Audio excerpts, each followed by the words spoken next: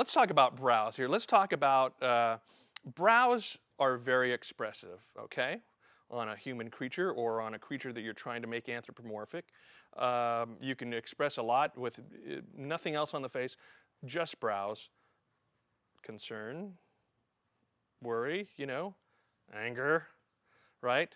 And so there are different ways to move brows, a number of different ways. Here's one. Let's say you're really low budget and you only have so much money to do something.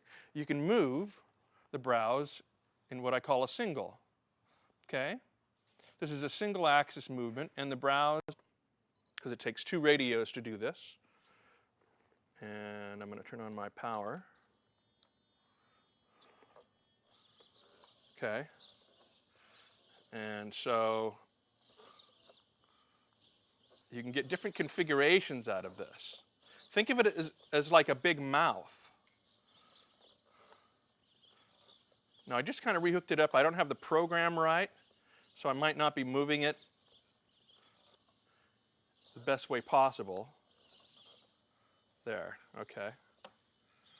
Now the cool thing is, it's pretty organic in its movement, and if I had made it out of silicone, it might be even more so.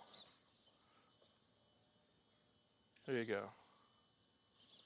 So you can kind of get some expression out of it. The problem is, it's not enough expression. It's not anthropomorphic enough. You can get it to kind of look a little scowly or surprised, but there's not enough that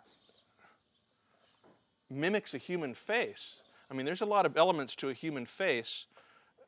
You have to look at it in totality. You have to think of what the mouth does, what the brows do, what the eyes do, and this is kind of blank. And so while it's very mobile,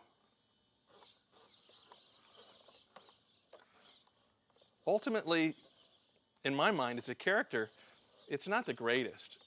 It's kind of cool. But technically, what it shows you is you've got to have all of these servos going, and for each servo, you've got to have a joystick motion. There you go. To move this here, you're moving in that axis, and that servo is going. If you move this here, you've got that paddle going, and you've got this servo going.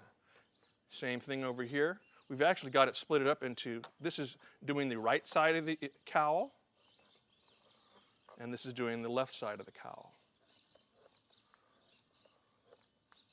Okay. Now I could program these to move even more and make the moves even more extreme, but you get the basic idea. So because this is a push-pull, we've got a paddle mechanism in there, and that's like a little lever, and it's going up and down.